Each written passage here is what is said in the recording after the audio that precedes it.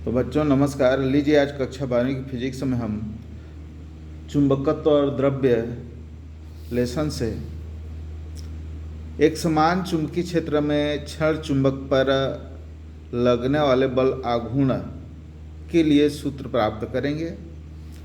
और इसके लिए सबसे पहले आप वर्णन लिखोगे। यहाँ पर वर्णन में आप क्या करोगे, माना कोई एक समान चुंबकीय क्षेत्र B है और उसमें आपका क्षण चुंबक NS थीटा कोण बनाते हुए रखा गया है या रखा हुआ है और इस क्षण चुंबक की प्रभावी लंबाई 2L है, यह हमेशा लेते हैं। अब बच्चों इसकी ध्रुव प्राबल्यता क्या है, स्मॉल m है। इसकी ध्रुव प्राबल्यता स्मॉल m है। अब इसको थीटा कोण बनाते हुए हम इस एक समान चुंबकीय क्षेत्र में रख दें तो क्या होगा, इसके दोनों ध्रुवों पर बल कार्य करेगा। n ध्रुव इधर की ओर। अब यहाँ पर तीर की दिशा को आप ध्यान देंगे, ये चुंबकीय क्षेत्र की दिशा है, बाहरी चुंबकीय क्षेत्र की दिशा है, जो एक समान चुंबकीय क्षेत्र है। यानी चुंबकीय बल रेखाएं किधर से किधर जाती हैं, n से निकल करके S की ओर जाती हैं।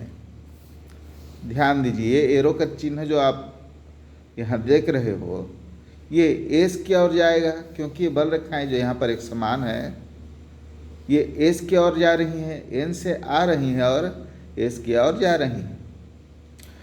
तो भाई अब ये N ध्रुव है तो किधर आएगा, इधर की ओर आकर्षित होगा, S की ओर।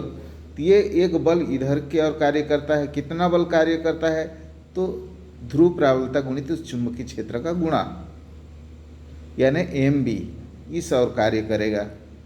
यानी एक बल इधर लगा और ये S ध्रुव है तो ये किधर संरेखित होना चाहेगा, इधर बल लगेगा। अब ये बल क्या करता है, इस चुंबक को घुमा करके इसके चुंबकीय क्षेत्र के समांतर लाने का प्रयास करता है।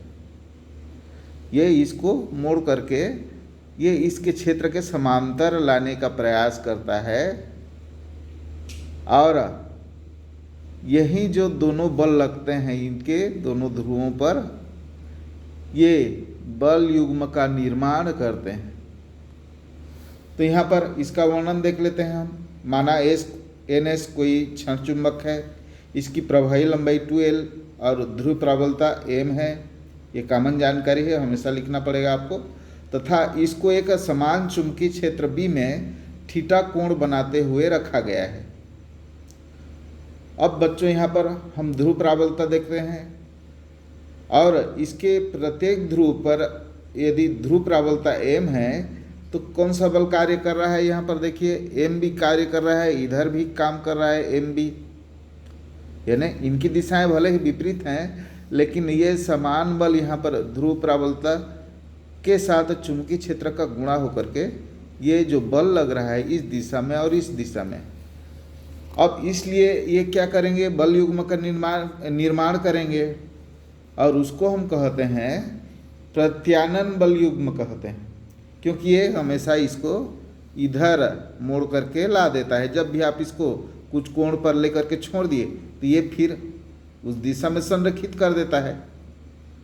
इसका काम ही है कि ये जो है चुंबक को इसके सीध में लाने का प्रयास करता है। तो इसी को हम कहते हैं प्रत्यानन बल युग्म का आघूर्ण। इसी बल को क्या कहते हैं हम, प्रत्यानन बल युग्म का आघूर्ण। और इसको प्रदर्शित करते हैं हम टाउ से। तो टाउ बराबर बल युग्म का आघूर्ण हम हमेशा निकालते हैं एक बल गुणित उनके बीच की लंबवत दूरी।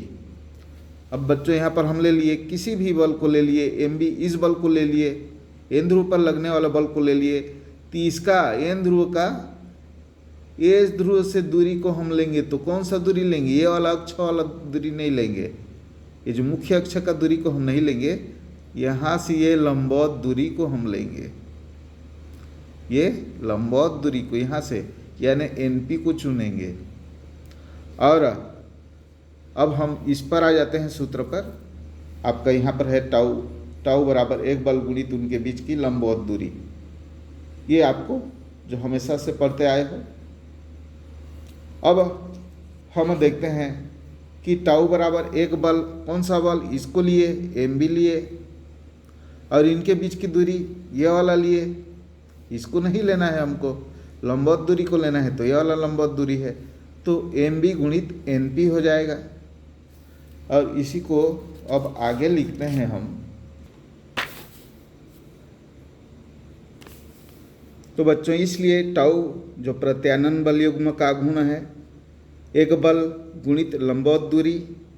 अब यहाँ पर एनपी आ गया है, तो इस एनपी का मान को हमको प्राप्त करना है। अब हम चित्र पर आ जाते हैं। तो बच्चों यहाँ पर एनपी के मान को हमको निकालना है, यानी इस लंबवत दूरी को हम लिए हैं, तो इसके मान को निकालेंगे। तो ये त्रिभुज पर हम चुनेंगे इसको, आपका एन पी एस में हम यहाँ पर लिखते हैं त्रिभुज एन पी और एस में। अब बच्चों यहाँ पर मैं अलग से चित्र बना दिया हूँ। ये एन एस ध्रुव जो है थीटा कोण से बनाते हुए रखा गया है। अब इसमें एन पी का मान को हमको प्राप्त करना है, तो इसलिए ये आपका 90 का है, लंब है, यहाँ पर हम लंबवत दूरी को चुने हैं, तो ये 90 है। ये छोटा कोण जो है थीटा कोण बनाते हुए रखा हुआ है, तो ये थीटा कोण है, तो ये कौन सा भुजा हो गया आपका, त्रिभुज में आप जानते हो ये आधार हो गया। ये जो आपका न्यून कोण त्रिभुज है, यहाँ पर ये न्यून छोटा जो कोण लिए 90 से छोटा कोण लिए, और ये 90 को मिलाने वाली भुजा आपका आधार होता है, और ये तो लंब ही है, और ये आपका कर्ण है। तो साइन थीटा पर आ जाते हैं हम। हमको तो एनपी का मान चाहिए,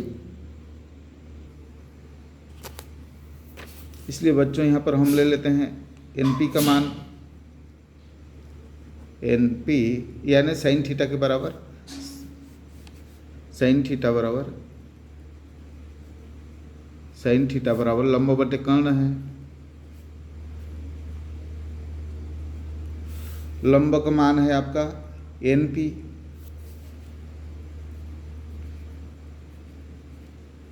और कर्ण का मान है एन एस या एस एन, और इसकी मान क्या है 2l है, प्रभावी लंबाई है ये एस एन या एन एस। इसका मान हम रख देते हैं 2l रख देते हैं। इसलिए साइन थीटा बराबर एन पी बटे 2l। इसलिए बच्चों इसको यहाँ रहने दीजिए, इसको इधर ले जाइए तो गुणा हो जाएगा। इधर हर में है, ये भाग में इधर जाके गुणा हो गया, इसलिए एन पी बराबर आपका हो गया 2l साइन थीटा।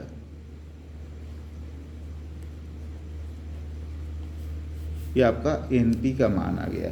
और इससे पहले हम क्या लाए थे, ये देखिए टाउ बराबर एम बी गुणित एन पी है। इसमें हम मान रख देते हैं, इसको 1 दे देते हैं समीकरण, और इसको हम रख देते हैं समीकरण 2। इस मान को हम समीकरण 1 में रखने पर एन पी का यह मान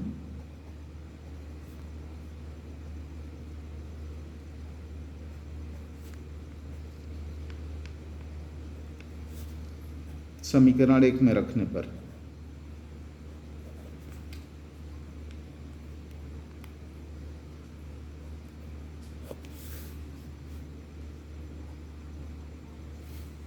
अब हम इस मान को यहाँ पर रख देते हैं। क्या है यहाँ पर, एन पी बराबर है 2l साइन थीटा। ये यहाँ पर इसको हटा करके इस मान को यहाँ पर रख देते हैं। अब ये हो जाएगा, इसलिए टाउ प्रत्यानन बल युग्म का आघूर्ण बराबर है आपका एम बी, ये अब 2l साइन थीटा यहाँ पर रख देंगे, 2l साइन थीटा। अब बच्चों यहाँ पर m गुणित 2l जानते हो, इसको हम क्या कहते हैं, चुंबकीय आघूर्ण कहते हैं। इसको एक साथ लिख देता हूँ मैं ताकि आपको पता चले।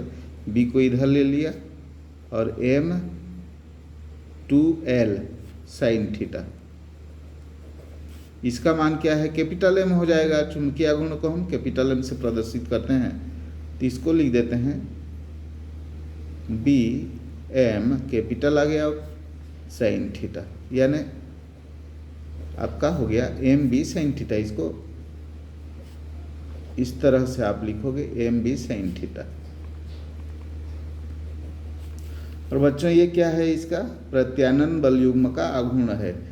और यहाँ पर ये क्या है, एम, कैपिटल एम क्या है, ये है आपका चुंबकीय आघूर्ण। बी क्या है आपका चुंबकीय क्षेत्र, एक समान चुंबकीय क्षेत्र। और ये साइन थीटा उनके बीच का कोण है। और ये इसकी दिशा यानी जो टाउ की दिशा है वो, अब यहाँ पर हम ये ले लेते हैं साइन थीटा आया है, इसका मतलब है ये दोनों का सदिश गुणनफल है। जब डॉट रहता है तो कास थीटा हम लिखते हैं, जब साइन थीटा होता है तो ये इसके दोनों सदिशों के सदिश गुणनफल को प्रदर्शित करता है। इसलिए इसको सदिश रूप में हम यदि लिखना चाहें तो टाउ ये बराबर M, capital M cross B. अब ये साइन थीटा नहीं आएगा, यानी ये निरूपित करता है कि ये दोनों सदिश का सदिश गुणनफल है। और इसकी दिशा, अब सदिश है तो इसकी दिशा क्या होगी, तो ये इसकी दिशा जो है इनके एम और बी के सम्मिलित तल के लंबवत होती है। और इसकी दिशा जो है दक्षिणावर्ती पेच नियम की सहायता से हम निकालते हैं, जो आगे आप पढ़ चुके हो। अब बच्चों यहाँ पर आपका आ गया एम बी साइन थीटा। अब इसमें हम चुंबकीय आघूर्ण को परिभाषित करेंगे। अब परिभाषा, चुंबकीय आघूर्ण की परिभाषा, चुंबकीय। अब बच्चों यहाँ पर चुंबकीय आघूर्ण की परिभाषा हमको करना है, ये यहाँ से हमको लेना है। ये मेन सूत्र आपका यहाँ पर है, ये आपका यहाँ है टाउ बराबर एम बी साइन थीटा। यहाँ पर लिख देता हूँ एक बार, टाउ बराबर आपका एम बी साइन थीटा। अब हमको लाना है टाउ बराबर एम को दिखाना है, यानी यहाँ पर ये चुंबकीय आघूर्ण है, इधर ये क्या है प्रत्यानन बल युग्म आघूर्ण है। तो यदि बी बराबर ये 1 ले लें, यानी एक समान चुंबकीय क्षेत्र की तीव्रता क्या होना चाहिए, एकांक हो।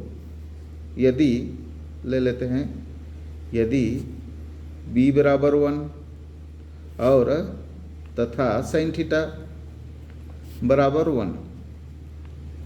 अब साइन थीटा बराबर 1 कब होता है भाई, जब थीटा बराबर 90 अंश हो, यानी थीटा बराबर 90 अंश हो, तब साइन थीटा का मान 1 होता है। यानी आपका जो ये जो चुंबक रखा हुआ है वो 90 अंश में हो, लंबवत रखा जाए, इसको इस चुंबकीय क्षेत्र के लंबवत रखा जाए। तो अब हम यहाँ पर देखते हैं कि इसका मान जो है 1 हो गया साइन थीटा का, बी का मान भी 1 कर दिए, इसका 1 हो गया, इसका 1 हो गया, तब क्या हो जाएगा भाई, तब हो जाएगा आपका टी यानी टाउ बराबर एम हो गया।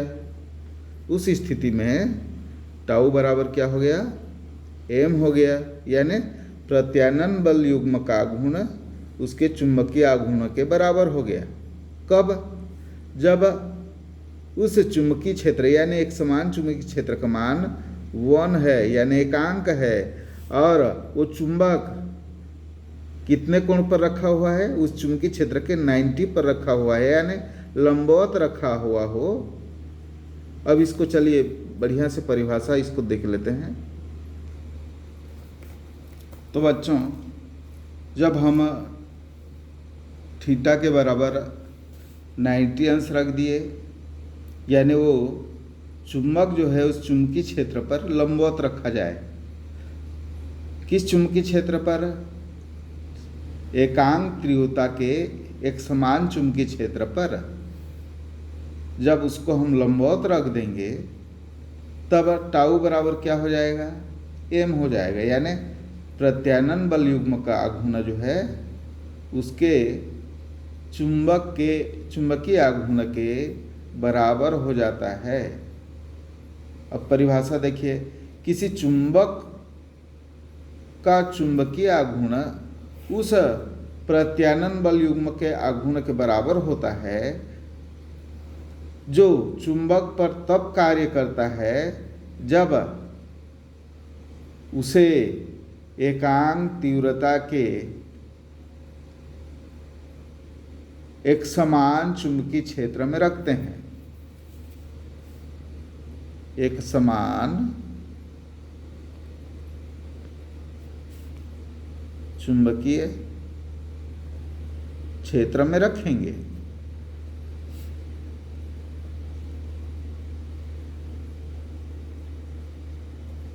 यानी हम एकांक तीव्रता के एक समान चुंबकीय क्षेत्र में जब हम छड़ चुंबक को लंबवत रख दें, तब जो प्रत्यानयन बल युग्म का आघूर्ण होता है वो उसके चुंबकीय आघूर्ण के बराबर होता है। यानी उस चुंबकीय आघूर्ण का मान उस समय उस प्रत्यानयन बल युग्म के आघूर्ण के बराबर होता है। तो यही इसका सूत्र है और ये इसकी परिभाषा है। तो बच्चों, आशा करता हूँ समझ आ रहा होगा, और कृपया नया हो तो सब्सक्राइब कर लीजिए और शेयर भी कीजिए, और लास्ट तक वीडियो में रहने के लिए आपको धन्यवाद।